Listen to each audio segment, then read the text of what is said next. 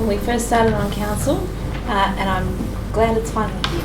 So, not this specifically, just the idea of working with the Commission. Now, questions I have, how long does it currently take for us to pay an invoice to our small businesses?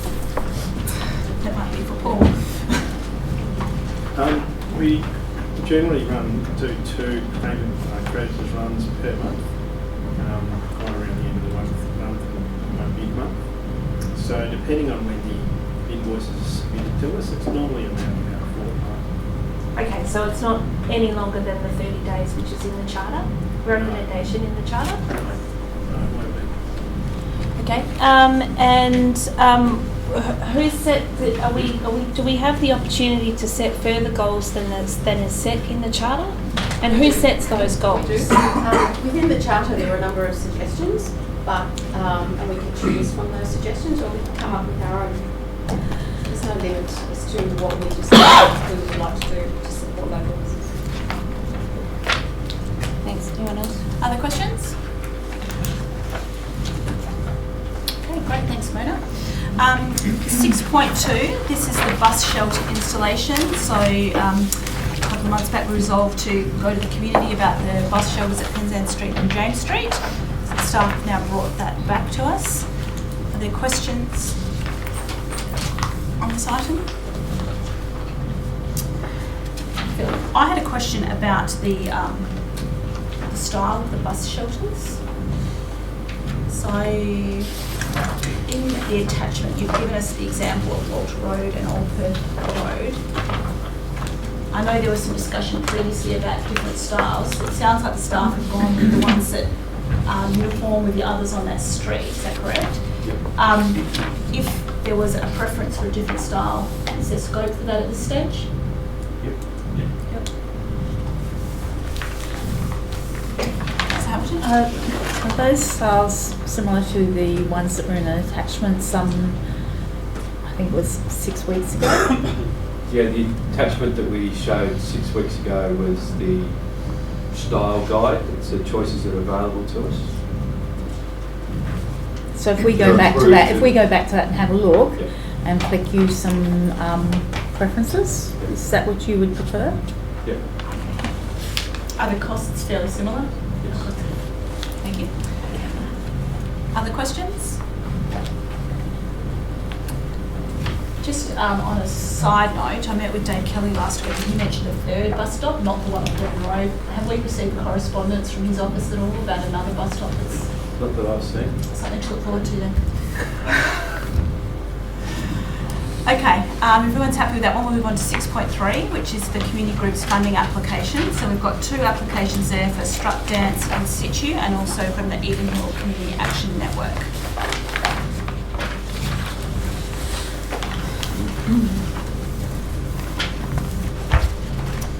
No questions? Okay. 6.4, the recreational boating facilities scheme application for planning at Pickering Park Boat Ramp. Yes. After you, sir.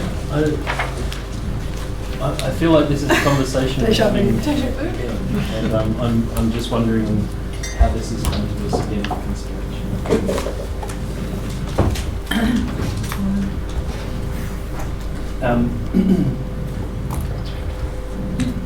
It had been previously recognised as an issue with the Pickering boat ramp due to the recent failure over the past 12 months.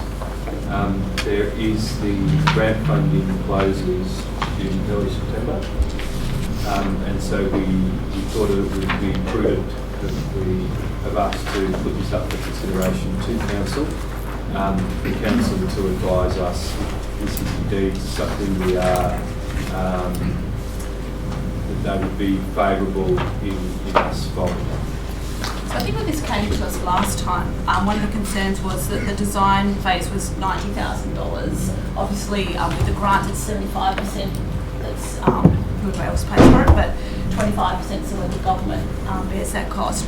But then the thought of council at the time was, okay, if we're spending $90,000 just on the design phase, what is this going to cost us longer term, like the actual delivery of the project, but also there was a significant loss of the green space to accommodate additional parking. And I think what this report highlights to me is that there are more significant problems at that facility than what was previously highlighted to council.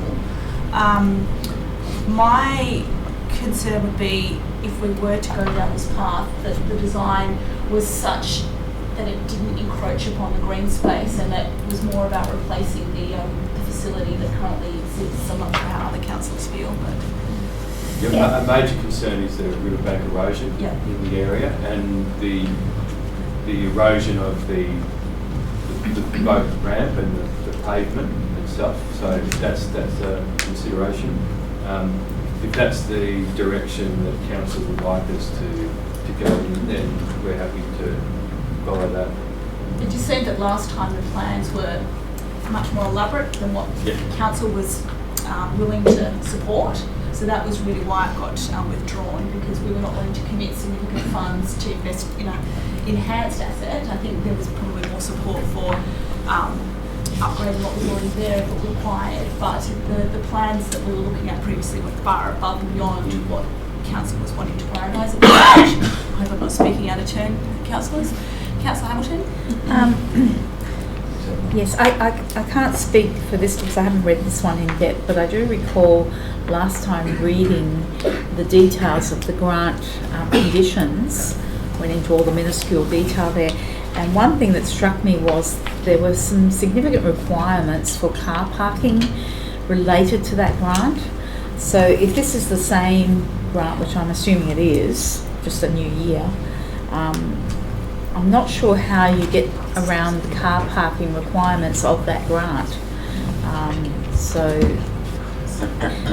The other thing that was apparent last time we discussed this was that if you were accommodating potentially bigger boats, then we have to look at the road and the roundabout, which don't accommodate larger style boats. So there was a whole host of flow-on issues, and I'm not sure whether there's the ability within this grant to actually go for a smaller, because it seems to me if there's $90,000 for just the plans, then the facility itself is actually quite high end. We acknowledge that going back into the past, that we didn't bring it before council prior to applying for the grant funding. So we think this process is a lot better, and we will have hopefully align council and the administration. Do you have any further detail that you can elaborate? So in the application for this funding in this scheme, we're applying to do the start to finish. So we're from concept as part of the scope of this funding through to the detailed design to go out to tender for construction. So there will be room for that, for us to decide what kind of facility we want to have, how big it is. There is other councils that have gotten the construction phase of it to do the actual implementation of their design. That hasn't been to cater for like your larger vessels that you'd see down at a marina or a harbour. So we will have the ability to kind of set some limits around it, how many parking we're going to need for the amount of usage that we're going to do, and whether we want to go down having a jetty, some mooring facilities through that concept stage. We'll be able to fine tune and decide exactly which way the council wants to go. I think one of the things that I raised initially was how many people are actually using the boat ramp, and how many people, if they could, if we did decommission the boat ramp, could go a few kilometres to Bayswater or simply across the bridge. Is there one in Guildford? Fishermen. Right. Yeah. So I would be most interested to know if we did a snapshot, maybe over a 3-month period, a 2-month period, whatever it is, who's using it, how many times they're using it, what the size of their boats, how many people are going to be putting out if we decide not to go ahead with this and then just re-establish the foreshore for the people rather than for cars and boats. So I'd be really interested to get that kind of information before we make this decision. So it's not just an anecdotal decision on the community wants this. Well, can we actually hear about what the community actually wants before we go and spend all this money on it? We can. We'll miss this round of funding. So this round of funding closes the 3rd of September. When the boat ramp was closed, I had received about, I think it was between 6 to 8 different residents calling in, asking about what was happening, saying that they use it, that they wanted it reopened and that. So obviously that was anecdotal, it wasn't a survey for that community. We could do that process to see how much actually use it for launching boats. We will miss this round of funding. So David, do these funding rounds come up annually? Yeah. Because I was just having a look at some of the timing of the grant process, and even the officer recommendation is looking at committing funding in next year's budget, which we can't do because that will be the new council at that stage. I'm just wondering about the timing. So at the moment, the repair works that were done this year, the boat ramp's functional at this stage and likely to be so for quite some time, I imagine. Yeah, a few years. It's definitely deteriorating. I would say 5 years, and that, you know, without any major investment is going to be beyond its useful life. Councillor Wilson? Thank you, Worship. So I got about 5 or 6 phone calls as well, and it's probably the same people that you spoke to. And I asked those people what they'd like to see at the boat ramp. A common theme that came up was that they didn't want it any bigger because they didn't want more people using it. And they were quite happy for people with larger boats to go to Bayswater down the way because of crowding issues and such. But what they did mention was the need for lighting there, and possibly having the solar battery storage lighting so that if they're coming back in when it's dark, it's easy to block up. Would that be within the scope of this grant? That can be within the scope, I believe. As long as this grant only will fund anything for the recreational boat facility, so anything like toilets or anything else for the wider park doesn't come under this funding agreement. So boating, lighting for repeating your boat will likely be covered in this grant. And what about the car parks and associated earthworks and gardening works to stabilise the riverbank? Yes, that would be covered in this funding. So this funding just is for the design, and the same funding scheme we can apply for the actual construction. So at the moment we're just looking at the design stage. Okay. Thank you. Wait, since we've just done the budget, we haven't budgeted $20,000 for this to be done. Yeah. So when would we have needed to find that money to do this The design? application, so if we were successful in receiving this funding, it would be for the delivery of that design in the 2021 financial year. So not till July next year anyway. So if we apply for the grant in September, we go out and do our community consultation. If we're not having to start design work or money do anything until July next year, could we potentially apply for the grant, be accepted for the grant, do our community consultation in the meantime, and then go to do our design? That was what has happened previously. So we were successful in receiving this grant in round 22, I think it was, a couple of years ago. And then there was our commitment for the funding through the budget hadn't gone through, so we actually lost that funding. We got that money back. So to do it twice. Did we do a community consultation last time? No. I'm not sure. Right.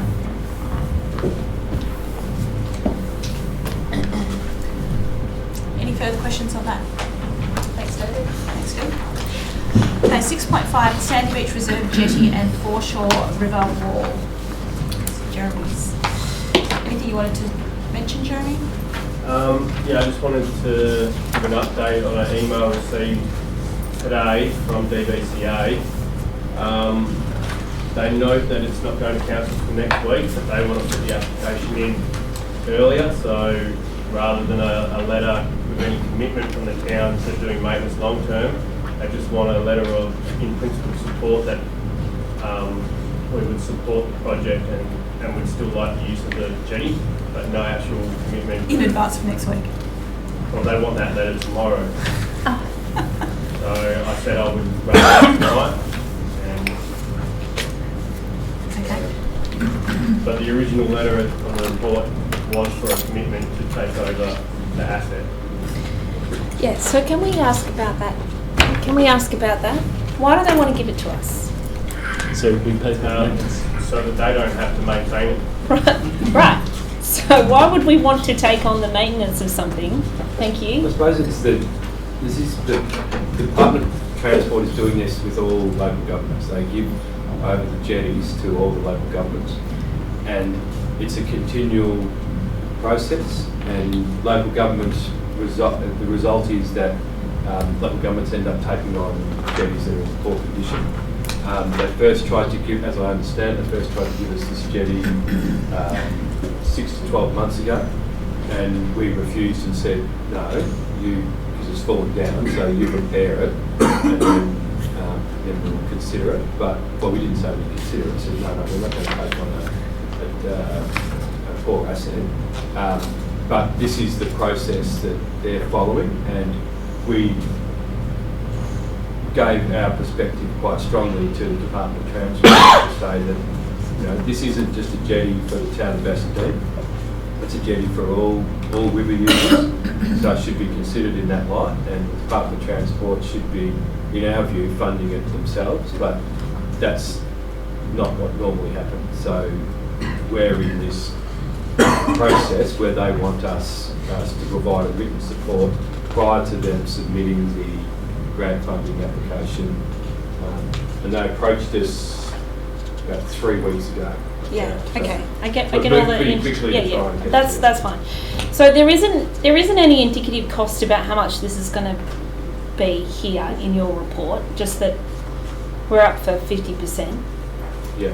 How much is that expected to be? We're not up to 50% of the actual jetty, we're up to 50% Stabilisation. of the stable, because we still own the structure for the foreshore. Yep. So we haven't project costed that yet. It was only brought up at the meeting 3 weeks ago that they wouldn't upgrade the jetty unless we stabilise the foreshore. Yep.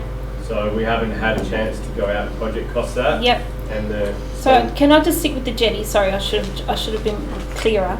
How much is this going to cost to fix the jetty? How much are jetties The these grant days? funding arrangement will be between DOT and the DVCA. Right. DVCA, so Yeah. the build won't cost us anything. Right. But how the much maintenance of No. What I'm really trying to get at here is what's the life of a jetty? How long does it cost?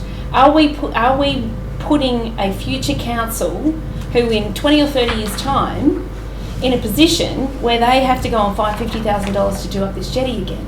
Yeah. Why would we not leave it with the state government department for them to do? I just don't see what the incentive is for us to take on this asset and lump it with a future council to have to pay for in 20 or 30 years' time. So what I really want to know is, what is the cost of a jetty? What are we going to be up for?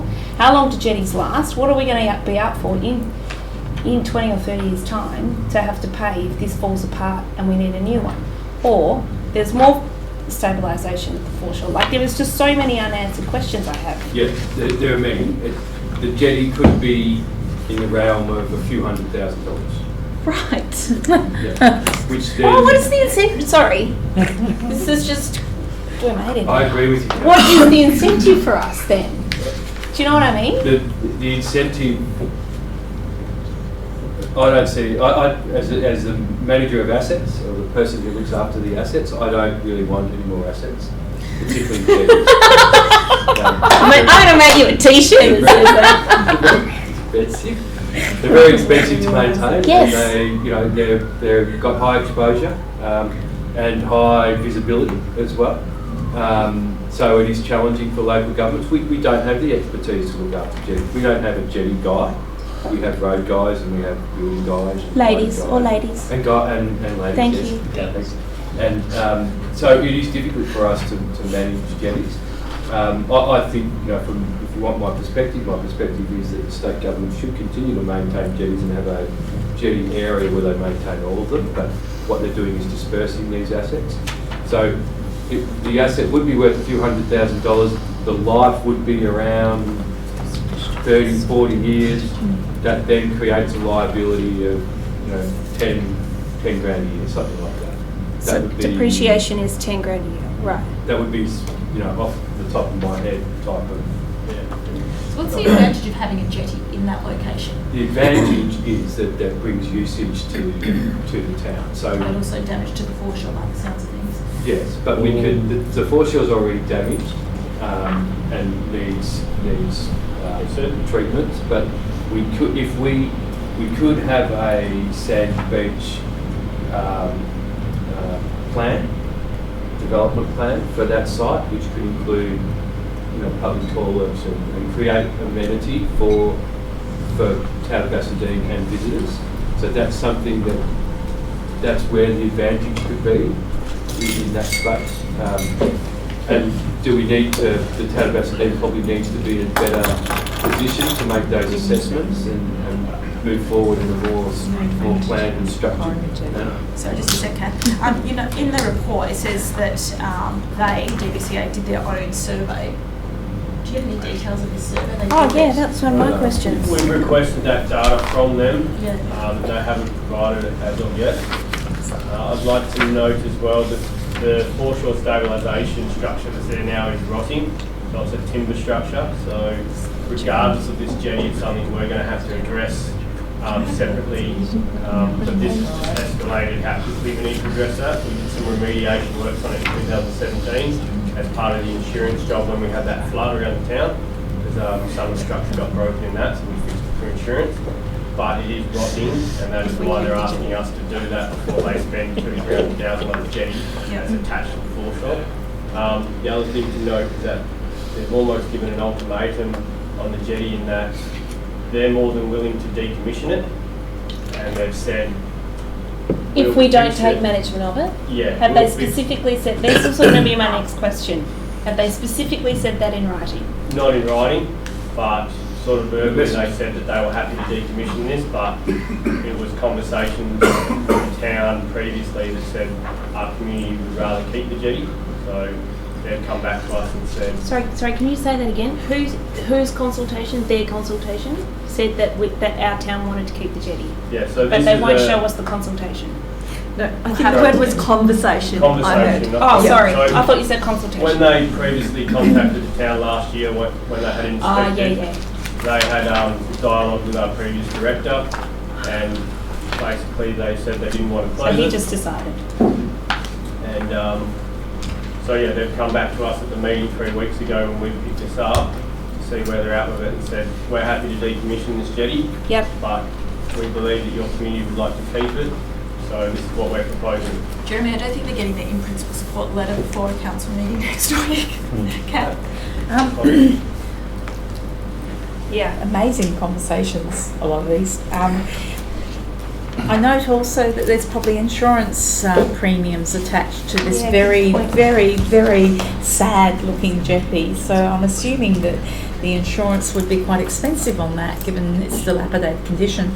But also the other point too, the riverbank destabilisation, part and parcel of that would have something to do with the speeding boats that are not monitored by the Department of Transport and their refusal to actually put a fixed camera on the river to actually reduce some of this wash that actually undermines a lot of our infrastructure along the river. So are they willing to address that? They did not raise that at our meeting. Okay, any other questions on that one? Yes. Has jetty foreshore anything come up in the Bassendean conversations at all? Not that I'm aware of, no. Okay, thank you.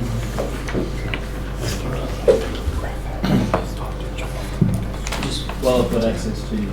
So just to summarise, the state government owns this jetty and they've let it rot, and now they want us to pay for half of the cost to fix it. No. Is that No. So they're going to they're going to fix the jetty once it's completed and a brand new jetty, which I will add that they'll be upgrading this jetty to take the berthing of boats. It doesn't currently take the berthing of boats. So it'll be a bigger jetty, stronger jetty. They'll then hand it over to the town for future maintenance. That's what they're proposing. The 50% is the foreshore. So what if they don't get, what if the grant isn't approved? Take it away. Then No it's jetty. decommissioned anyway. So the option is we either get a jetty that we're then responsible for, or we say we don't want a jetty there. Well, I Well, suppose no, the- we the don't letter- make that decision. The letter, to be, I think, really specific on the letter, is that the letter that they're asking for us is a letter of support so that they can apply for grant funding. Now, if that's the grant funding for the design phase, so it's not grant funding for the whole. This is for this jetty, not the boat ramp. This is for this jetty, yeah. So it's to step into that process. But the letter of support that they are asking for is that to give our intent that we will manage this asset after they. Just to be specific. Go, John. So, correct me if I'm wrong. So the state government owns a jetty and they've let it rot. And then they've said that they're only going to fix the jetty if we promise to keep the jetty and be responsible for all of the maintenance costs that are after. Is that what we've been offered? Correct. And potentially replace it in 40 years' time at a cost of $300,000. But That sounds like blackmail. But not only that, they want a letter for us so that they can apply for the grant to pay for the jetty. And so I suppose another option that would be open to the department is that they repair and maintain their asset like the responsible people would do. Is that an option that's open? Go back to them with that. Yeah, we could go back to them with that, but that's not how their modus operandi is. Jones across this one. But the local member might have an attitude or a position about the idea that a state government agency was going to take a jetty away rather than maintain it. John? Thank you, Your Worship. Just more a question on policy. Just so I heard earlier on in the discussions that the department needed an in-principle support letter from council tomorrow. Did I hear that correctly? They were hoping for it. Yeah. So I was hoping it's not a requirement, because I was just going to say, how is that even possible when council doesn't make decisions at a briefing session? So then my next question then would be, has the department been made aware that our decision-making meeting is in fact next week and not tomorrow? And if so, how does that change any of the situation? To me, it doesn't change anything, from what I've heard anyway. Well, they were advised that last week that it would go to council next week. That's when they sent an email today. Well, goes to council. Oh, so you mean at the actual council meeting, or last week, this week meeting? At the council meeting next week. Okay, So yep. They were advised that originally Yes. this is a report to council. Yep. And the decision was made Yes, at next that week. meeting. Yep. Yep. And they sent an email today, just wanting in principle support and not the amount of detail originally. And I hadn't had a chance to discuss that with Peter, so. So just a follow-up question. So they didn't explain why there was such urgency of a week? The grant funding, they wanted to put in the application by Friday. Was this Friday? And we don't know when the grant funding closes? No, I don't have that exact calendar. It's around this date. We did tell them a few weeks ago. Yes. This is the process, and this is when the decision will be made. Yeah. And then they'll just come back to us very simply and say, well, can you give us So. a letter of Yep. intent? So Your Worship and CEO, I then have a further question then. I mean, I obviously, personally, I understand there will be different views around the table, but until next week, I don't want to miss out on the opportunity for the town to get a brand new jetty that actually anchors boats to Sandy Beach Reserve. Therefore, I would personally, until next week, until the actual debate and everything's happened and there's a formal position being made by council, I would be of the mind for the council for the administration to conditionally write a letter of conditional support based on a decision being made next week. Otherwise, the grant may never be put in. This may then have to be removed from Sandy Beach, and a community asset, which could have been a real community asset, may be completely lost on the community. I've got a bridge to sell you, Councillor. I was just going to say, I'm with John. It's a shame that there's no opportunity to canvass how the community feels on this issue. I mean, a feeling from someone who's there a long time, maybe that people might value it, but really there's no way to measure that, or even for me to firmly know. And it's certainly something I could follow up as part of the Bassendean project. Certainly the river featured highly, but in terms of jetties on the river, I don't think we've got that specific. And boats. And boats. Yeah. But it's something that I could have a look at. And I could also contact the DG at DBCA and just find out what is it they're after from us at this point. Is it a holding letter until next Tuesday? Yeah. Catherine, you jump in. Given that this is a report that's come to this briefing for decision next week, I'm not entirely sure how we can change the rules so that the administration can potentially give a letter. I don't see how that process can work, and I would not agree to that process. I think that the department has been advised of Council's decision-making program, and the fact that they, for whatever reason, have not managed to provide information in a timely fashion to fit with our decision-making process, I think that's very, very remiss of them. As a state government agency, I think they should be perhaps a little bit more mindful of the processes involved with the 3 different levels of government. Okay, John, question? Yes, thank you, Your Worship. I would just note that we did have a special council meeting just prior to this meeting, that if we indeed have information that this was prevalent and urgent, we could have dealt with it just prior to this meeting. But my question is just in relation to the size of the jetty, and when we talk about boats being able to anchor there, are we talking about charter boats as well, like Captain Cook cruises and stuff? Is it that size that they're going to allow to be able to? No, you mentioned it on site, it would be small recreational. Okay, just wanted to check that. Thank you. Anything more? So just to be clear, we're not sending a letter? I'll contact the Director General. Okay, Finance. but in that phone conversation there will be no guarantees. There is not. I'm Exactly. not making a decision until Tuesday. It's just finding Thank out you. what is the pressure behind a decision by tomorrow. I'm sure you'll be more graceful with them than I would have been. And in having that conversation, is it possible to ascertain why it is they don't want to maintain the asset they own? Certainly.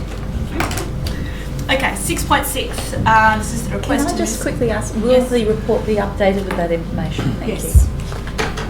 Okay, so the request to the Minister of Lands to dedicate the laneway between Guildford Road and Kenny Kathleen Streets as a public road. Now, Mr. Reid, would you mind just giving a bit of... Thank you, Jeremy and David. Thanks, Jeremy. Would you mind just giving a bit of a background summary for councillors on this one, please? Yeah, so late last year, I think it was, there was a petition presented to council basically asking us to dedicate that land as a public right-of-way of some descript. So council initiated in February a proposal to ask the Minister for Lands to acquire the land, and then a 2-stage process. The second stage would have been to dedicate the land as a public right-of-way or a public road. We've initiated consultation, and as part of that process found out that there are in fact owners to the right-of-way. I always thought it was a defunct subdivision company, but there's perpetual trustees and a private individual are the beneficiaries of that estate.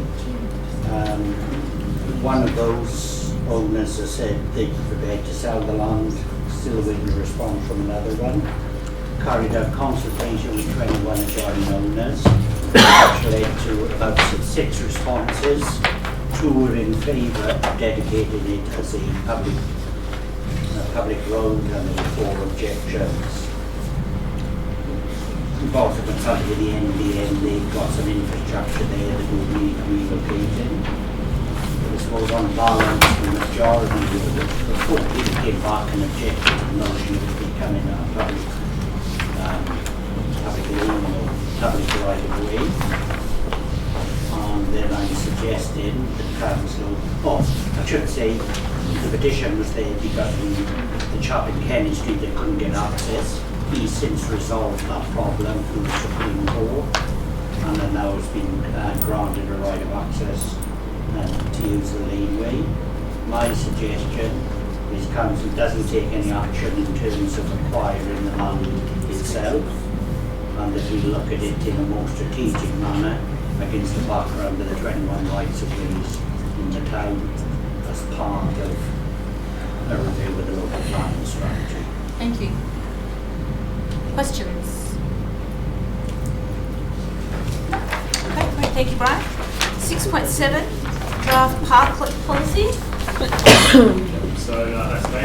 I'm able just to give a bit of a brief That's introduction. fantastic, Cameron. So basically, what parklets are effectively formalised seating structures which are open and accessible to everyone. The idea of a parklet policy was effectively born through discussions with the town's town team group, the Old Perth Road Collective, and basically what's put forward to council for consideration is the consent to advertise the draft parklet policy. I should point out that the parklet policy has been modelled fairly closely on the Town of Vic Park's parklet policy and the town and the City of Vincent's parklet policy as well. And basically the technical specifications which have been used through tried and tested formats have been effectively inserted into this policy.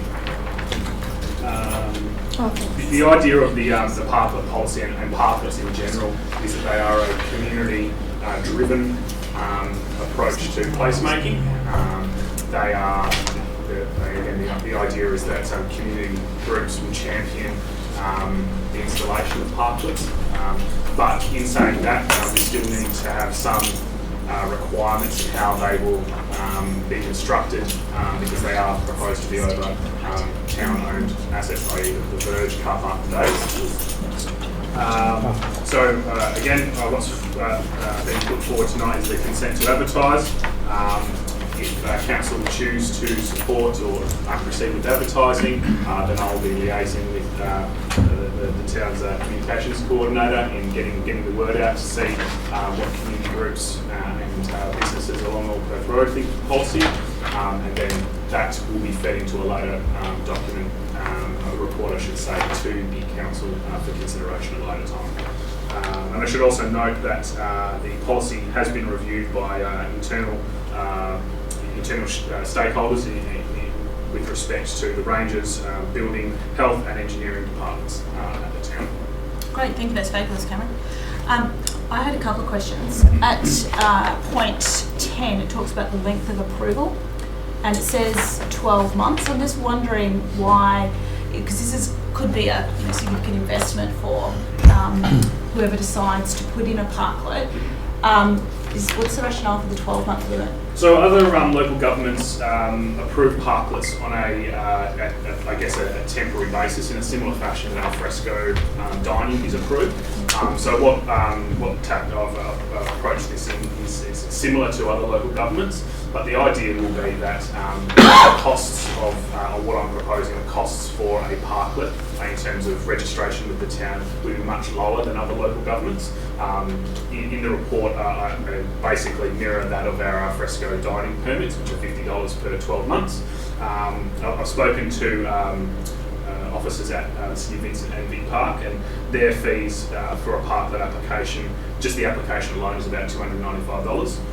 They've got $500 per year in terms of maintenance fees and registration. So whilst it may sound quite onerous on an applicant, I guess what we're trying to do is if you've got a 12-month approval and that's nearing its end and you're looking to keep the parklet there, then it's a case of renewing that permit the same way as you would an alfresco dining permit. But still, the 12 months, is that to give you the opportunity if there are problems that arise to not continue that? Yeah, effectively. It also means that if there's any town modifications to road infrastructural car parking within the town that occurs in between when it was approved to that 12 months down the track, gives us an opportunity to review our position in terms of that. And I guess that's kind of where it comes from. I'm aware that some other local governments provide funding assistance for people who are intending to construct a parklet. Is that something that we've considered? It hasn't been something that we've considered. The main reason for, I guess, the council and the town stepping back from giving this as a community champion approach is that the feedback that I've received from other local governments is that if the council is seen to be I guess favouring some business owners over others, then it kind of leads to a little bit of community angst. I know that the town of Vic Park had mentioned that they originally had, in their policy, town built parklets, but then the issue comes up with why is this at the front of this person's business and not mine? I guess it could be something that can be considered, but based on the information that I've kind of garnered from these other two local governments, it seems that it's best that it's a community-led and community-championed approach. And so one final question. At point 9, you've got reference to the pop-up parklets. Yes. So you mentioned Old Perth Road Collective before, and I'm aware that they've put together a pop-up parklet. The policy refers to them occurring in association with approved events. Yes. I haven't had a conversation with them directly about this, but I was under the impression that they were hoping to use it at other times that weren't associated with specific events. Sure. Would you have any concerns with that? Look, the policy is trying to deal with the broad spectrum of parklets within the town. What I've tried to do is deal with the pop-up nature of the Old Perth Road, Old Perth Collective pop-up parklet, which is effectively, and you might have a little bit more information on myself, but to my understanding, it's effectively some artificial turf within a car parking bay with a couple of chairs. Now, the town doesn't necessarily oppose those where they're associated with the market, but in the policy there are specific guidelines which kind of deal with access and inclusion, including things like ensuring that the parklet is flush with footpaths, so to allow for wheelchairs and things like that to kind of get into those parking spaces. I guess my concern with kind of permitting parklets of that, that nature widespread throughout the town is that it may lead to an undesirable outcome for pedestrian safety, as well as safety in general of road users and such. So yeah, look, that kind of provision was installed in there with the Old Perth Collective in mind.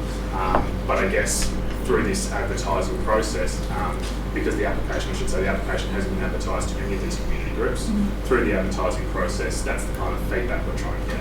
Okay, great, thanks. Any other questions? Yeah, sorry, am I being stupid? How long can you have your parklet out for? So a permanent parklet, the idea will be that it's installed within the car parking bay and it stays there because it is For the 12 months that it's under the... Right, got it. Okay, so they can't, for instance, just do it for the summer?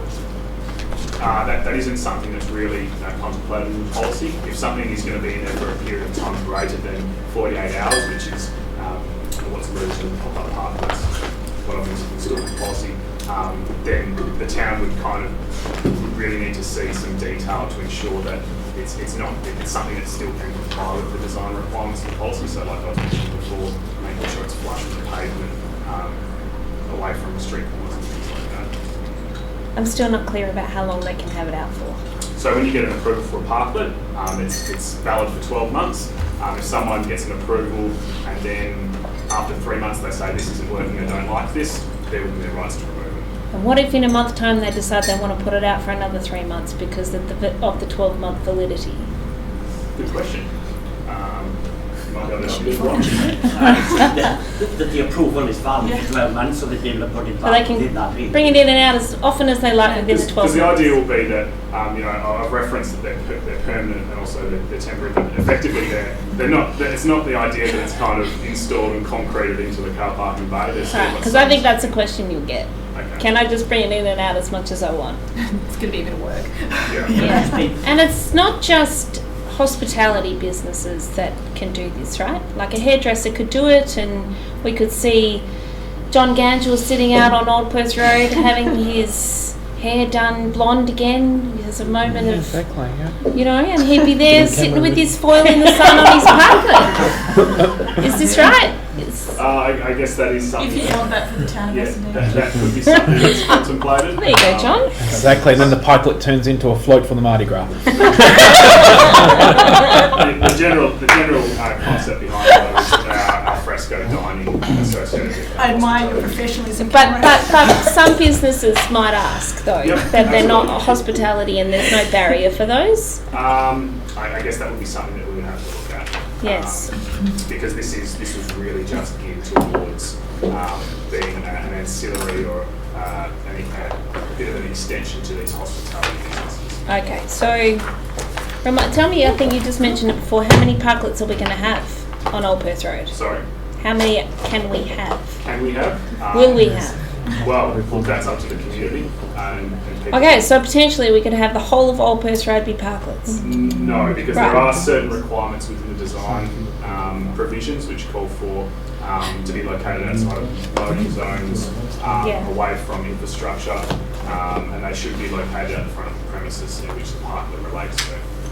I don't think we might call it criticism if every car parking space in Old Perth Road is turned over. And you might cop a bit of criticism if some people get approved and others don't. So this is just, how are we getting around that?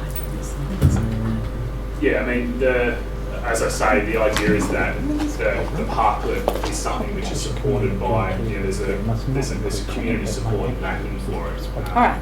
So, that's kind of what we're going for in terms of the policy. We're not necessarily, we're there to determine the design parameters, and people like our engineers will look at things like the road in terms of where the park is located and things like that. But yeah, I guess it's part of a community push to revitalize in that respect. All right. Yes, So, please. Just, it seems to me that this is something that the council has been trying to achieve for the last couple of years, which the administration has not been able to deliver in the past. So we kind of put it out there as a pilot. I think it Sure. also supplements a few of the other things that we've got on the agenda for next week. So the small business recognition, and also the new grants, which also incorporates business grants. So I think there's a nice suite of things there for our local economy. Okay, anything more on parklets? Yeah. Thank you. Thanks, Cameron. 6.8, the caretaker period policy and review of committees. Peter, did you want to speak to this? Yeah, just briefly. So there's two elements to this paper. The first is about a revised new caretaker policy, and also a proposal to disband the current committee structure. So effectively the intent behind the revised policy is to avoid actual and perceived advantage or disadvantage to a candidate in a local government election. The reason why we're revising the 2018 policy is that there is an anomaly in the existing policy which prevents council from holding meetings, which is a problem, and not in line with the WELGA electoral caretaker period policy, which we've now adopted, which is deemed better practice. With regards to the current committees, provision of the revised policy is that at the last ordinary council meeting prior to the commencement of caretaker period, the council may resolve to disband all established committees. and that's pursuant to section 5.8 of the Local Government Act. So next week will be the last meeting of council prior to caretaker, so that would be the opportunity. So in that regard, what I'm proposing is that we would actually, if council agree, notify committee members, all committees bar the Audit and Governance and the Emergency Management Committee, which are required by statute, so they would continue to run with the current membership until at least the end of 2019, and that would allow for some changeover in advertising new community members. What I've also suggested is that once the new council is appointed, it takes some time to consider what that new engagement structure looks like, including the requirement for committees in the future. So that would be something that would be considered post-appointment of a new council. Thank you. Questions, John? Yes, thank you, Your Worship. I have I suppose, a number of concerns with the proposed attached policy, but if I could, maybe I'd start with point 20, publications and communications in the attachments. Publications and communications distributed during a caretaker period must not include content that may actually or be perceived to persuade voting in an election, during an election period. Well, could I just ask, what exactly, as council members who are re-nominating for election, exactly meant to put out there if we can't put out vote Mayor Renee or vote Councillor John Ganger? So this is the town of Bassendean. So the town of Bassendean. I thought this was impacting on council members. I thought, imagine that, telling council members they can't campaign for re-election. John. Okay, well that's. Are you a little bit more at ease now, John? I am, because I thought because then when I was so point B then, which was getting to my second part, publications and communication proposed to occur immediately prior to, throughout, and during the caretaker period must be reviewed and approved by the CEO prior to publication or distribution. I thought I'm going to show the CEO all my tricks and dices, And bombs I'd and be dices. happy to QA. I think that might be against the rules, actually. I do just have then, I actually do have then a follow-up. I'm just not sure why, just say for example, we actually published our town history book that we've got floating around unpublished. Just think about that. It's published online, and there's biographical information about myself, about my service to the town. Under this policy, all other biographical information related to sitting council members who is also a candidate will be removed from public access for the duration of the caretaker period. I just don't quite understand how that why that is. If it's biographical information, I mean, it's not exactly vote this or this person's fantastic. It just basically says, I don't actually think we've got anything on the website in any case. But I'm just curious why, if it said, Renee has 2 children and a loving family and all that sort of stuff, I should say the mayor, why that would need to be taken down. I think that's a bit extreme. And it just goes back to those principles that I mentioned in respect to avoiding any actual or perceived advantage or disadvantage to a candidate in a local government election. So the intent behind the policy is really to enable the town to continue operating based on its objectives and operations, and not to be perceived to relate to election campaigning. So it is a little bit subjective. Yes. But heaven forbid, I mean, it's sort of how far do you go? Well, why then would photos be placed on of any particular candidate on the town's website? I mean, if you're going to remove the biographical content, then why wouldn't you remove the photo? Because heaven forbid somebody could Google it and think, oh, that person looks a bit all right, and vote for them. Only if you've had your hair done. Exactly. In the park. You're right. There is a level of, subjectivity to the policy. It's a principle-based policy, and it's one that I guess obviously things need to be considered on a case-by-case basis. But it is there to guide and also to protect those that may be running but also candidates as well. So just I may have further questions on this at next week's council meeting, but so the City of Bayswater with their taker policy, my understanding is they don't actually, I think we might have actually got it potentially from the City of Bayswater, but they don't have meetings during caretaker provision periods. Have we contacted them and seen how they've managed to? I am aware that they, Bassendean and Bayswater are the only two in the EMRC that do have a caretaker policy. But ours is based on the Welga best practice model. So there were some elements in our current policy that are aligned to the best practice model, but there are also some gaps as well. So it was kind of not a holistic, robust policy. Yeah. There were some elements missed out. So just my final question for the time being, just I know you mentioned it earlier, just for clarification, I suppose, for next week, point 3, disband its committees with the exception of those outlined in 5.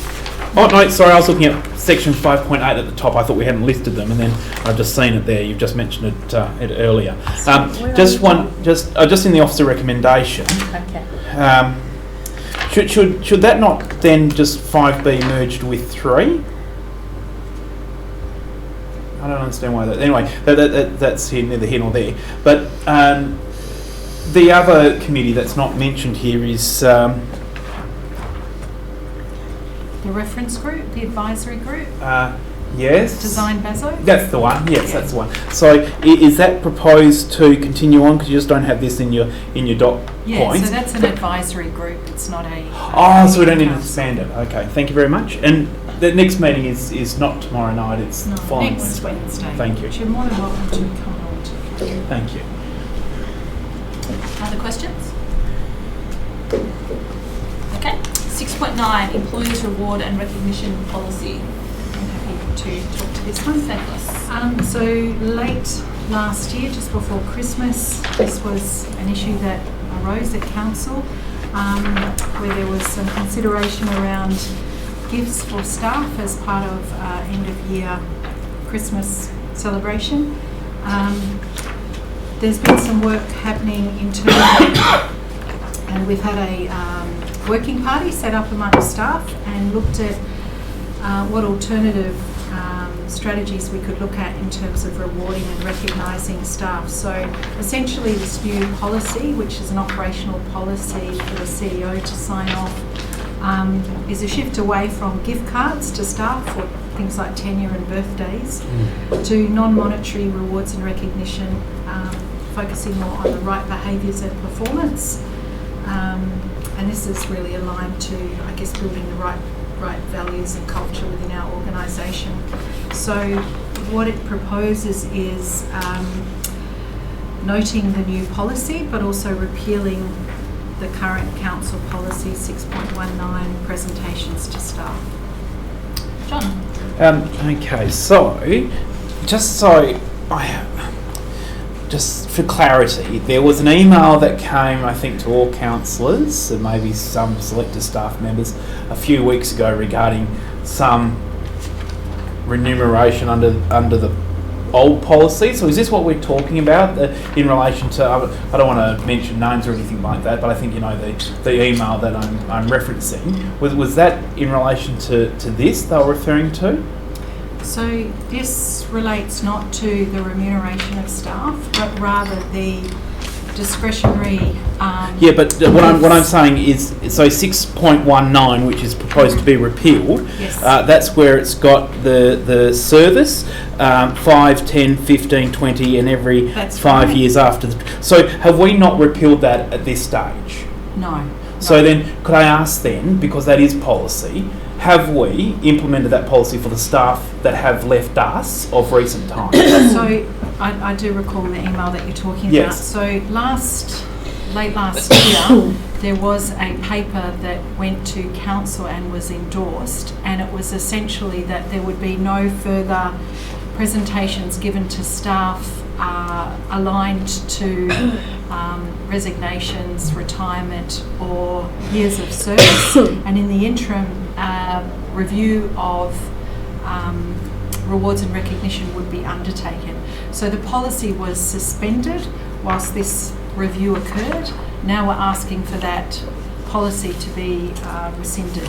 Okay, fair enough. Now, I note in the report you mentioned there was I think there was a survey conducted of staff members. Yes. I just note that not names or anything like that. That just haven't been provided as part of the attachments to see what staff we're looking at, because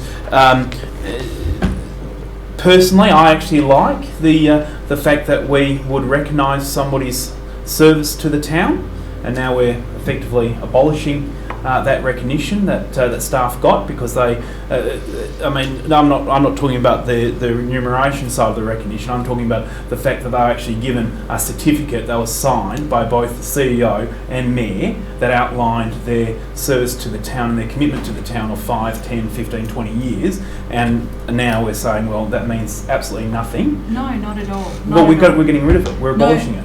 What we're suggesting is that they won't walk away with a monetary... No, that's what I said. No. But you're also saying you're not acknowledging that anymore. That's what this new... So you've removed where it was certificates for 5 years service will be presented to employees by the director of the directorate. So that's now gone. Certificates for 10, 15, 20 and every 5 years after 20 years of continuous service will be presented by the Chief Executive Officer at the following nominated function, end of year, financial year and Christmas functions. So that's that certificate that we were acknowledging staff's length of service that was signed by the CEO and the Mayor has now been abolished. So under the new policy, we Yes. still have provision to do that, John. Oh, okay, yep. However... But where is that won't- written in the new policy? What we won't be providing Yes. is things like $500 gift certificates. No, again, I'm not talking about the monetary value of it. I'm talking about the certificates themselves and acknowledging the years of service to the town. And what I'm asking, if you're saying that it's still going to be done, where within your policy that you've presented to council, where is that written? Can you point out the section that is? So under formal recognition, Yes. there's provision for certificate of Oh, thank you. appreciation, for example. Yeah. So things like whether it's performance, tenure, Yes. going above and beyond, normal service, etc., Yes. can be recognised in that regard. Oh, okay. So Wonderful. it Thank is- you. It is broad enough Yes. to encapsulate Yep. a whole raft of things. Yes, but could I also then suggest, though, that perhaps that's at some point there is, maybe it's the traditionalist in me that likes this, but there's some form of award recognition at the annual Christmas function in front of all the staff's peers. For tenure. Well, not tenure. Well, if you want to broaden it and stuff, what I'm saying is I think there should be some form when everybody gets together at the end of the year to recognise exemplary service through staffing. Yes, Yeah. and that is the intention. Wonderful. This Christmas, There we go. we will have that. Oh, thank you very much. So just carrying on from John's question, on that same section that talks about a Mayor and CEO award. Yes. Did you have any thoughts about what kind of attributes would be awarded through those? Certainly. I think through our recent culture survey, we've talked about, I guess, the type of culture that we would like to build within the town of Bassendean, and things like rewarding the right behaviours, leadership capabilities, outstanding performance. So I've worked in previous organisations where colleagues actually recognise that amongst the workforce and would actually nominate people providing the sorts of explanation, and then that would be considered by the senior group, and we would bring that to council and ask council what they would like. And so it could be that the mayoral award could be given to somebody for outstanding community service, and the CEO's award could be given to somebody that's really tried to promote the right culture or displayed leadership behaviours or something. So, and I hear what you're saying, John, but I read through this and I really loved the shifting culture that it represented, so thank you. I had one more question, and this might be covered in a HR policy. In section 8.1.4, it talks about conferences or seminar attendance. yes. Is there when staff go away, particularly to bigger events, is there any requirement for them to come back and report back on maybe a project that incorporates the knowledge that they've learned? Certainly that's something I've encouraged. I don't think we have a formal policy on it, but certainly, for example, Gabby recently attended a conference in Melbourne. She paid for the airfare, we paid for her conference registration. She came back and presented to our all staff briefing, so our monthly briefings. And at our next briefing, we've got a number of our IAP2 graduates presenting to the rest of the staff. So yeah, that learning will be shared with the rest of the organisation. Excellent, thank you. Other questions? 610, consultation draft for the town of Bassendean and meeting procedures local law that replaces the standing orders that we're currently using. So again, this has a couple of elements. One is updating our meeting procedures or standing orders, and the other looks at the physical environment in which we actually host council meetings. So I guess for a number of months we've been moving in the direction, with the Bassendean Our Future project, things like the establishment of town teams, the IAP2 training in terms of building capability and community engagement. So the proposal, obviously there's the formal side in terms of the meeting procedures, but it's also about increasing participation from the community in council meetings going forward and trying to get a broader representation to come along to council. The actual meeting procedures I'm happy to talk about if anybody has any questions. John? Yes, thank you very much. Okay, so this is where my traditionalist views are going to come into play. I'm a very strong advocate for the council meeting to be conducted in the council chambers. I've absolutely, I understand the engagement, perfectly happy to do that in other ways and go out to different councils, go out and take a trip out to different community areas. But what I'm wondering is, a council meeting is very structured. It is very structured by the standing orders. So you're actually saying we want to engage in a structured way with the community.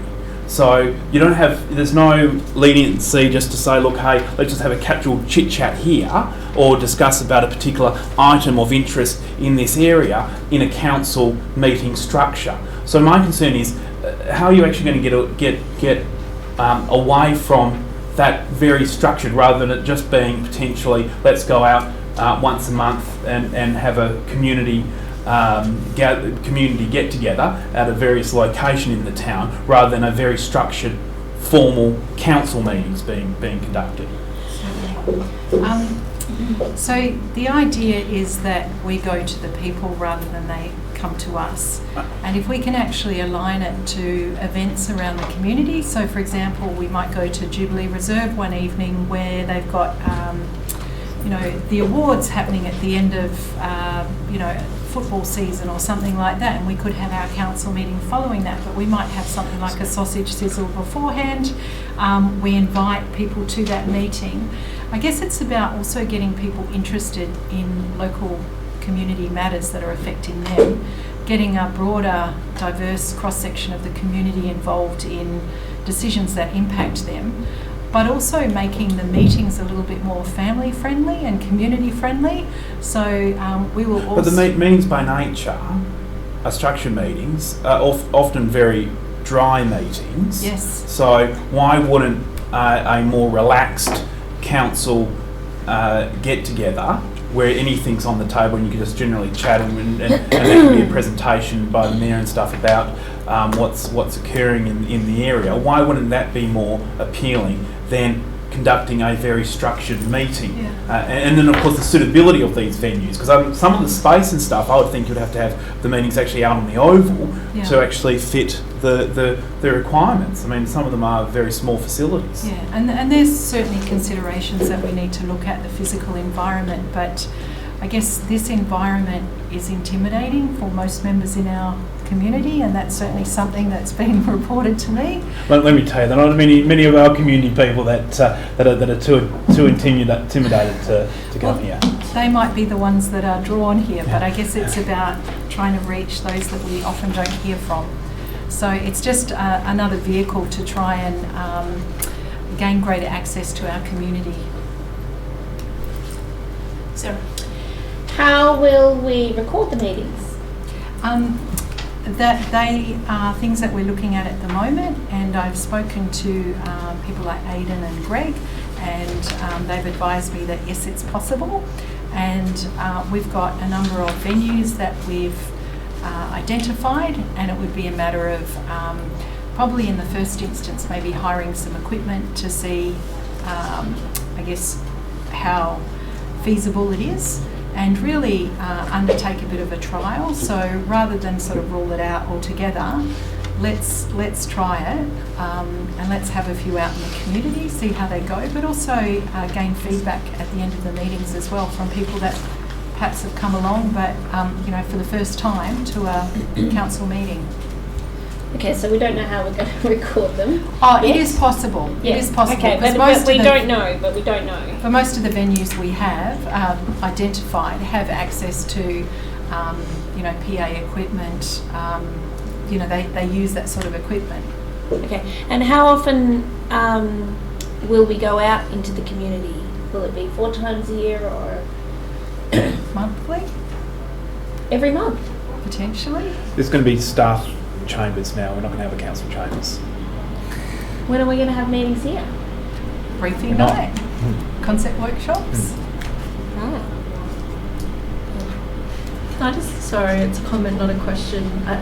Just thinking that one thing that doesn't facilitate connection with the community is confidential items being last. There's never that interface between when you finish a meeting and connecting with people. Anyway, that's a comment. I guess the scope would be to have that interaction at the beginning of the evening, because late at night, who really wants to be hanging around at 10:30? Just an observation about what doesn't happen. And just so you're aware, Jade, who's my assistant, has put together some educational activities for kids to participate in terms of fun facts about councillors and things for, you know, that will attract young people into a council meeting as well. So trying to make it more open and accessible for everyone. I've just got some questions about the proposed, whatever they're called now, meeting procedures law. We talked about in 5.2 the order of business.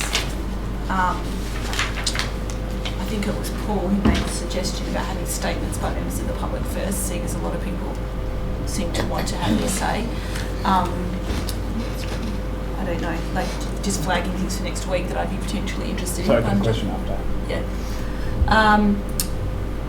There were a few issues there with like different order of things that I'd be interested in having a look at.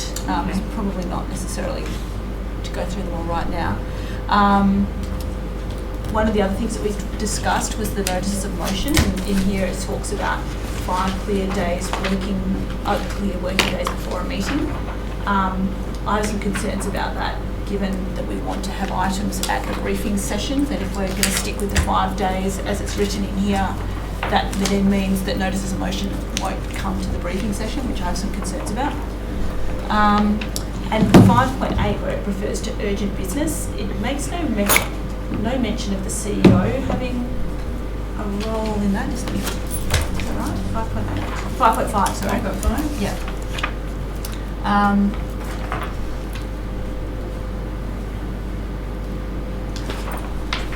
follow that one up. And the other one was, if we are considering going out to the community, 7.1, which refers to proper places and councillors needing to be in their proper seats, some of those things may need to be, yes.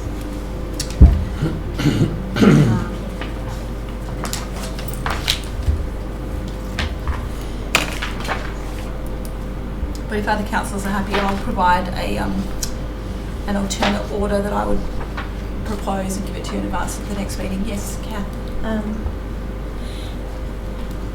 If we are talking about the order of business, I would follow up on what Councillor Mikachev has said about perhaps there being, if we're out in the community areas, that it would be better to finish a meeting not on confidential business. Now, whether you have an order of business that reflects that, I would be quite supportive of that. But Why are you going to kick people out outside, out in the open? No, if we started. What if we're already out in the open section? I don't know. I'm putting this forward as something which is quite correct. If you, at the end of the meeting, if you have confidential business, you can't, at the end of the meeting, liaise with the community. And if we're going out to the community, then surely half the idea of this, half the intent, is to actually liaise with that community. So I'm curious about how that interacts. I haven't got the answers. I'm just raising it as being something that interests me. Could do something like we've done tonight, where we've had a special council meeting and followed by a briefing session. So where there are, the occasion of a confidential item, it could be dealt with separate to a council meeting where we go to the community. Now, my other one is 5.3, which is motions of which previous notice has been given. Now, correct me if I'm wrong, at the moment we're 7 days, is that correct? The existing process is 7 days? Yes. Yeah. Yep, okay. Now, with 7 days, I believe that you can just get it into the briefing. Well, it closes at 5 p.m. on the Friday, which by then the agenda's out. Yeah.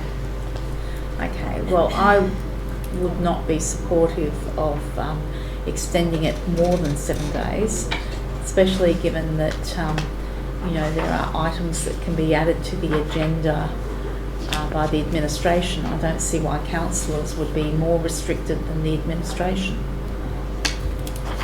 Well, that's for discussion next week. So by next week, could I get more of a plan on how we're going to record these community? Certainly. Thank you. And maybe it might be an idea to do the briefing sessions in the community and the council meetings in here. Is that also something that we could consider?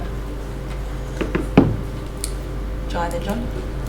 Yes, during the last briefing discussion, I raised the example of the Eastern Metropolitan Regional Council's order of business flowchart that they have that makes it clear how amendments and foreshadowed motions would be dealt with in a flowchart, and inquired whether that would be looked at, but it doesn't seem to have been looked up. So The development of a flow chart?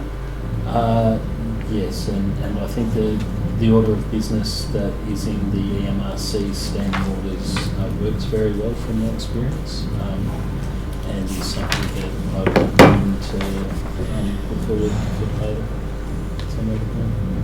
Sorry, which bit? When we're voting on this, I missed that. it's all right. EMRC's is better than this, and I'm going to put that forward in this council meeting. Something else that I'd potentially like to flag is the statements section that currently limits people to speak just to the topics that are on the agenda. People don't just stick to them anyway, but whether or not we want to consider broadening that so that people can make a statement on general items that relate to the local government. Or split motions without there being dissent. No, so we can do that. 6.81? No, 6.82. John? Yes, thank you.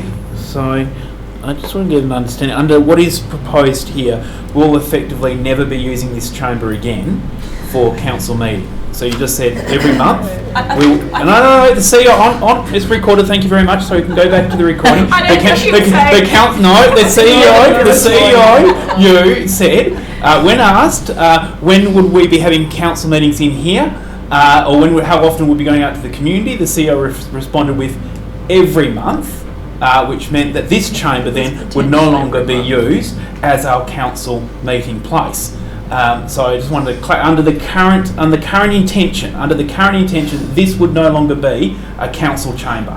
Well, it would be used every week for concept workshops. Yeah, but not sessions. council meetings though. That's what I'm asking. The idea was a trial. Yeah, trial that lasts 12 months. 12 months of not actually meeting So nobody in the town will actually get to experience a meeting in our council chambers. Well, Just want to clarify that. Yeah, that's okay. an opportunity. Yep, thank you. I still don't understand, and I'll be happy to have further clarification why we want to engage with the community in the most structured way possible in a council meeting. So, would it be possible? Well, I'm sure it's possible for council to determine whether they might, for instance, only go out to community venues, say once every 3 months or every second month. I tend to think that every month might be a little bit too much. So in this respect, believe it or not, I actually might slightly agree with Councillor Gangel. I personally would like to draw people to here as well as meet them outside. So I think if there's a compromise that can be reached, and I am not, at this moment in time, I haven't actually given enough thought to come up with my own determination on that, but I think that that's something where we could compromise.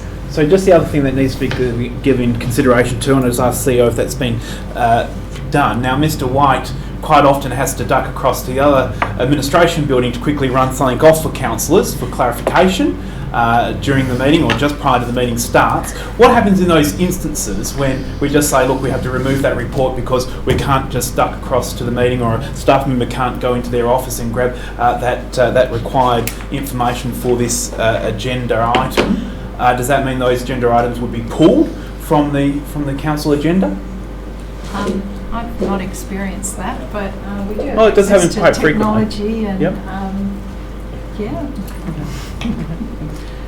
I look forward to debate next week. Okay, any more on that item? Okay, 6.11, the creation of a green trail.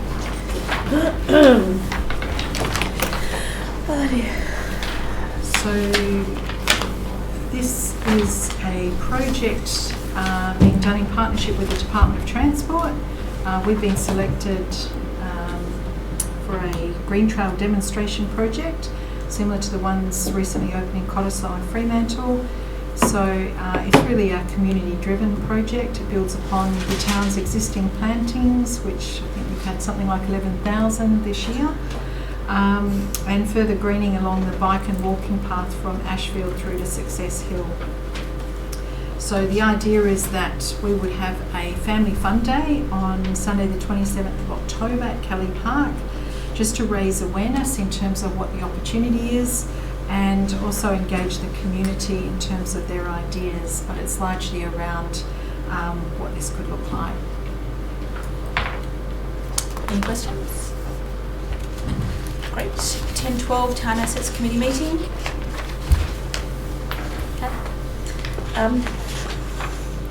Through the chair, if I know that the assets meeting we talked about having a councillor workshop regarding the tree program, but I don't think there's a. Sorry, I did find it before in the break, but I don't think we've set a month or a time, and I was wondering if the relative officer could perhaps give some idea of when we might schedule that.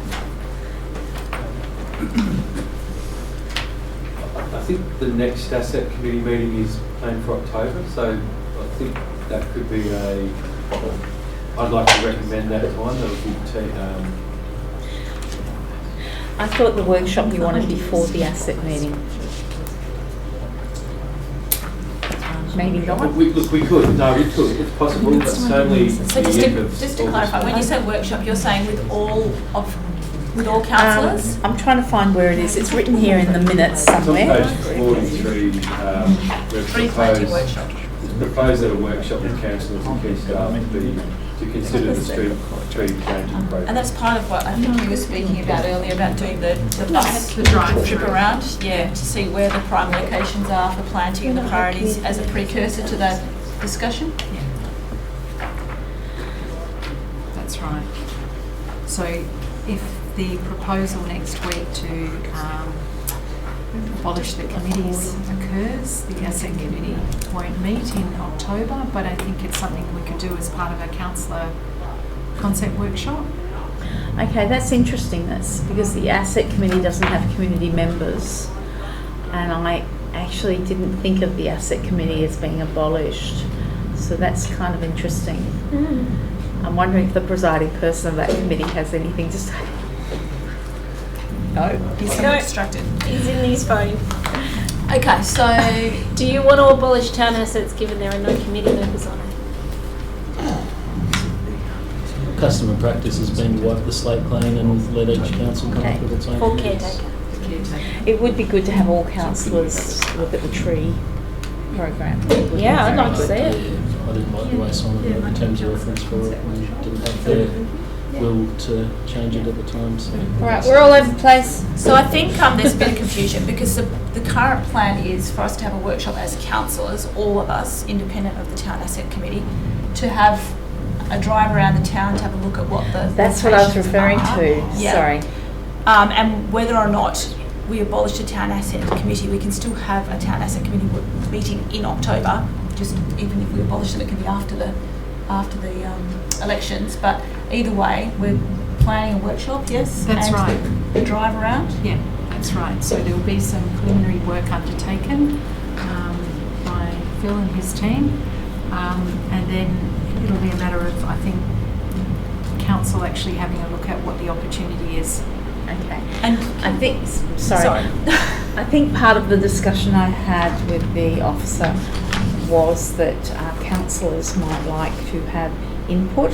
Yes. So rather, again, harping back to rather than being presented with something that is more a fully formed plan, to actually have input into this. So that's where this conversation started. Yeah, definitely. I think we're on the same page, Kath.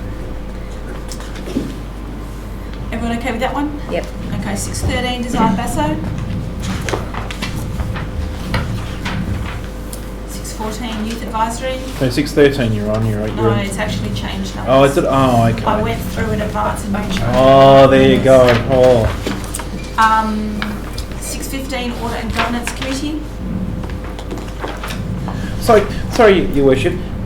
Now I'm very confused about tonight. So we are discussing the grants policy tonight? Yes. Okay, thank you. 616 Determinations by Building Surveyor. 17 Determinations by Development Services. 618 Council Resolutions. Just on the council resolutions, one of the things we've tried to do is align some of those outstanding resolutions with the project plans. So what we had was our priority project plans and council resolutions that related to them. So we've now, Natalie has actually gone through and updated all the project plans with related council resolutions, so we don't lose sight of them when we're implementing the project. So they've been cross-referenced. Is that why some of them, because there were quite a lot in this month's agenda that haven't actually been implemented yet, and it's saying, I forget the wording, so you're saying that if they're recommended for deletion here and haven't been implemented, it's because they've been transferred across into the project plans, which we keep a tight audit trail of, so there are no changes in those project plans that aren't tracked. So they won't, those resolutions will not disappear, but what it does try and do is encourage the officer to manage according to the project plan rather than the project plan plus, a number of different council resolutions. It's all now part of the scope of the project plan. Okay. Generally, I would be supportive of that, except that councillors at this stage don't have physical oversight of those project plans. So It's like the words were just coming from my mind out of your mouth. yes, so I am extremely nervous about a process where we don't have visibility. So what I can provide you with is updated copies of the project plans based on the recently approved budget, and also the fact that we've now nested all those outstanding council resolutions in the project scope. So everything will be updated and it will also be tracked. So you can see if there's been any change control, it's all tracked. And so we're also building a dashboard report, so you will actually get regular updates on how those projects are progressing, because what we've got is a situation where the project priorities don't align, haven't aligned, I guess, to the previous corporate business plan, whereas now they do. The corporate business plan's been updated to reflect the priority projects. So is there an estimated timeline for when that dashboard will be available? I would think now, August. I'd suggest by at least the September we could provide something to council. So why are we going to delete these before we have access to that? I can give you the project plans. I'll try and get them to you on Friday if you like. Yeah. Well, we I'm won't. concerned about all of the paper. I don't want reams of paper. Sure. Yeah. Every time something's updated. I've already got like 4 different versions of those So- project plans in big wads of things. Would you like a thumb drive each with those project plans on? Will we get the I'll have live it for access paper, thank you. at some stage? Yes. Yeah. Because I think that's when people will feel more comfortable that they can go in and access it online. Yes. Um, I would. I would welcome a thumb drive in the meantime. Yeah, thank you. Any more questions on that item? Thank you, Peter. Okay, 619, the quarterly report.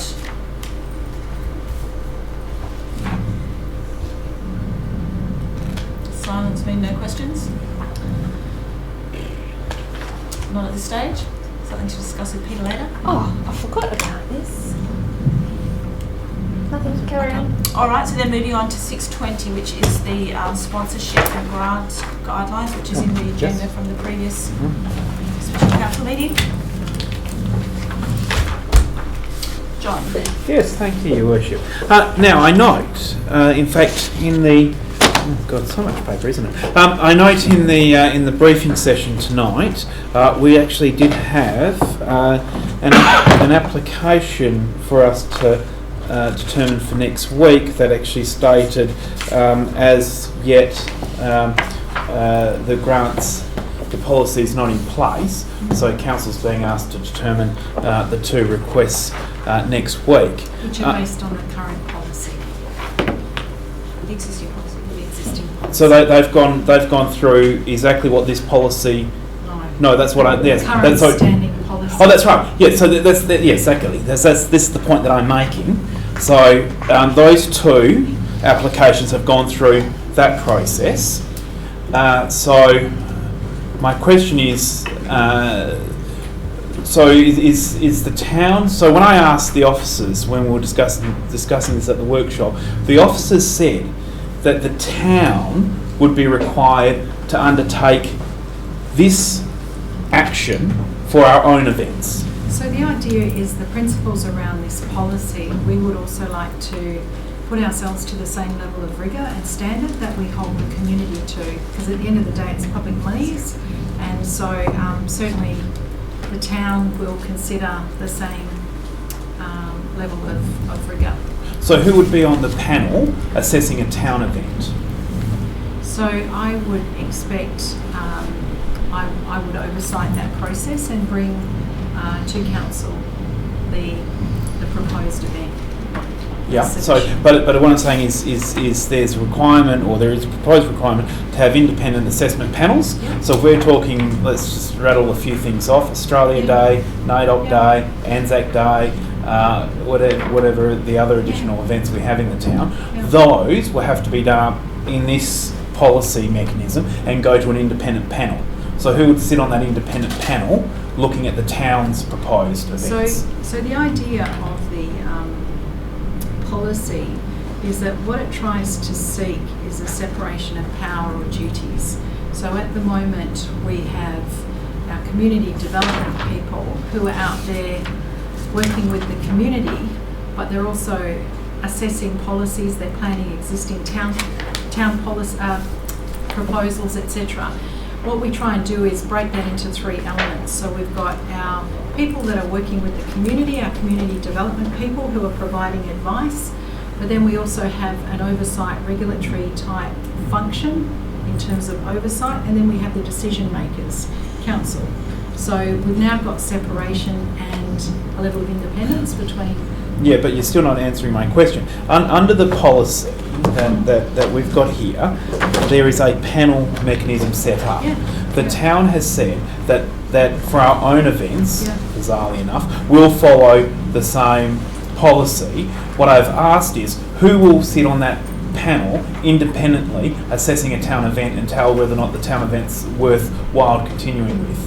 Well, we would make an assessment and provide advice to council. So it could be myself, it could be Paul, and it might be Deanie. So it's an internal panel? Yeah. Yes, okay. Yeah. That's all I wanted to get clarification of. Now, I'm just wondering, why then, like the 2 additional ones that came to us tonight, why then would we not start this at say for 1st of January next year or 1st of July next year, to actually give it actual proper timeframes? Because my understanding is so we're going to open this for a very short period of time, for 1 week. So there's a transitional period. So because we've only just tabled the budget and it's now been approved, what we've tried to do is align this new framework to the new budget settings. So what we've done is we've consolidated what was line item expenditure on a number of different events and sponsorships and so on. We've now got a pool, so that pool is now available. So how long will the first round be advertised for, and how broadly will it be advertised? So the idea is that we'll use Thrive to promote it. We'll also publish it on the town's website, Facebook. We will also circulate it to our distribution list. And also those that interact with the town on a regular basis, like Old Perth Road Collective, Asheville Can, Eden Hill Can, etc. So the idea is that it is a new framework. It's a shift from the current. We trial it until 30th of June next year. That's very short time frame. There may be some things that we need to adjust, but the idea we're going is, out to have council meetings 12 months of the year. You're trialling this for 6 months. Well, the idea is that we align it to the next budget settings. So what we've actually done is we've come up with some quarantine funds for this. Yep. And so when does the first round open and close? So it depends which policy, which guideline you're looking at. So oh, there are 3 okay. So yes, yeah. There's one for major and significant events. So things like Wonder Realm will fall into that. Yes. We've got a proposal from Old Perth Road Collective for Halloween. That would fall into that. Yep. Then we've got the community benefit guidelines. So smaller, activation events would fall into that. And then we've also got one for business. So business-driven, to stimulate the local economy. Yep. So the reason why I'm asking these questions is because it's got here, applications open Wednesday the 21st of August 2019. Now, that's tomorrow. Council hasn't actually resolved or adopted this policy at all, but yet here we have, that's why I was asking how broadly so that will be shifted. Yep. This was originally going to come to council tonight, so that date will update. Okay, wonderful. I think that's my question. And just the other thing I just wanted to seek clarity on, just in relation to the assessment criteria, it's not really clear that potentially events don't need to align with all 8 of those points. That's right. Yeah. That's right. So particularly your lower cost events, like it's not about tripping up people and saying you didn't meet all 8 criteria. It's about getting people to think about the sorts of things that we're trying to achieve in the town. Yes, but what I'm saying in there's no footnote that says there's not a requirement to meet all set criteria to be successful. And that's why we have people like Selv and Gabby out there talking to the community and providing them with advice and support in terms of filling out the required. Yes, no, I appreciate that, but for somebody who just gets it off online and looks at it and doesn't talk to Gabby, doesn't talk to Salvatore, they'll think, oh well, actually, it doesn't actually meet 10.1.6, so I shouldn't even bother applying. That's what I'm saying. Of the policy. Could we amend it? Just on that, I had some discussions with our CEO as well about a couple of points. I'm not sure whether they've been updated because when I raised them, my understanding was that the intention was to make those changes. That was particularly in relation to, I'm looking at some of the guidelines now, so 4.2.5 where it's saying if someone has received or been refused a sponsorship or grant within the same financial year, they would be ineligible, and my understanding is that wasn't the intention. No, where is that? That is in the guidelines for major and significant events.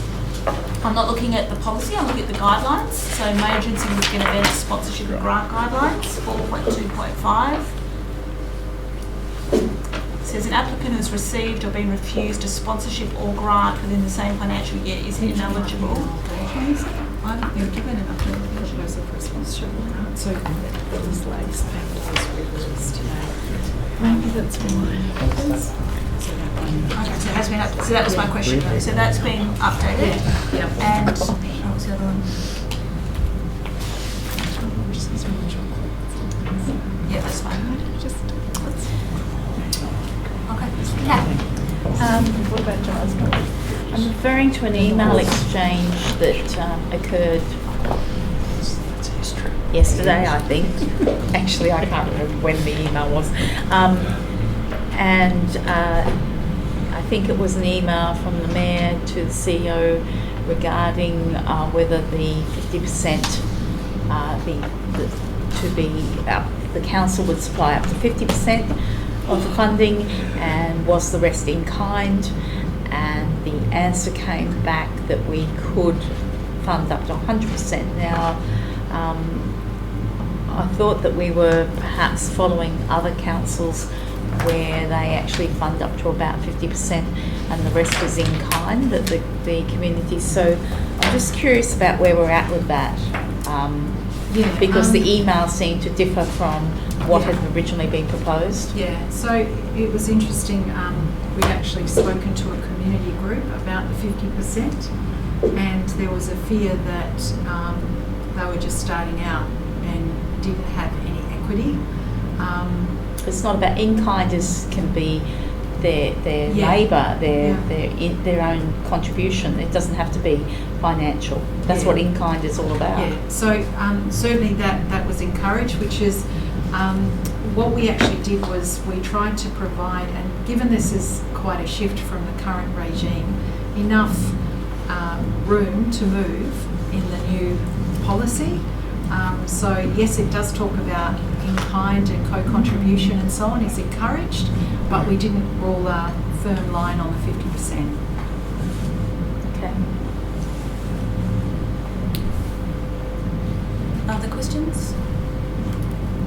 Okay, let's move on to 7.1, which was Sarah's notice of motion about the skate park shade. Oh, where was that? Sorry. Sorry, did you have another question, Kat? I don't know where I am. Oh, here we are. Everyone following? Yep, I'm with you. Kath, you okay? Hi. Okay, any questions on this one? Just a quick one. Not that I'm opposed to it, but when they do their flips and stuff, is that going to I wouldn't imagine they'd go obstruct that that? high. Oh, I didn't know how high you wanted the shade up. Yeah, I don't know. Okay. They'd be removable anyway. Oh, okay, I yeah, guess. yeah. Kind of similar to Yeah, the the shade ones side of that the playgrounds. Wind in the Willows. Oh, They take okay. them down every winter, Oh, okay, yeah. so they don't, so the kids can get Yeah. vitamin D. I think like everybody, I support shade on playgrounds, but my question's more around, there are lots of facilities that don't have shade at the moment. Have we done an audit at any stage? Like obviously Sarah went down there and noticed this one, but equally there'd be others that would potentially be higher priority that we haven't flagged. There's actually some work going on at the moment just to get a handle on our facilities, and there's I guess some further thinking that needs to go into, just looking at it from asset maintenance management perspective, but also in terms of future use, etc. And what are the ones we want to invest in? What are the ones we may want to sort of sell, further develop, etc. So there is a broader piece of work that needs to happen. There's also, I guess, thinking about the town centre, which this is part of. We've talked about a few different things, like in terms of increased canopy, car parking, pedestrian-friendly zone. This is obviously another one, and whether we want to sort of think about maybe a town centre plan, a precinct plan for all the things. So yeah, there are some broader considerations.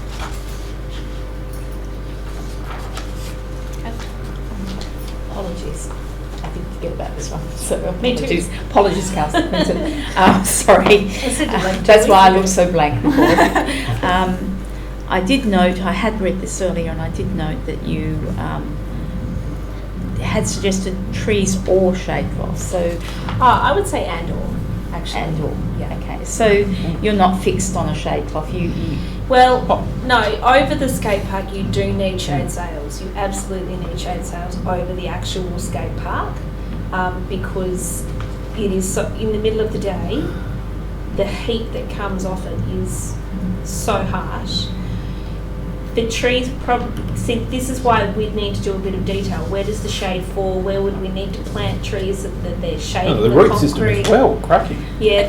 Kat, do you have a question for the staff about this? Okay, well, it's just that City of Belmont, their skate park is one that I've long admired. It's a fabulous skate park. It doesn't have shade cloth over the top, but it is really well designed, and the way it's designed, there's significant shade on at least half of that throughout most of the day. Yeah. So, Well, we have very little trees around our current skate park, so we would definitely need trees anyway. Okay, so maybe you can send your suggestions through for consideration, because if there are Could be part of good the it options. could be part of the detailed design that comes back because there's 3 months. Okay. That's it for the non-confidential business. Would you mind turning off your recording?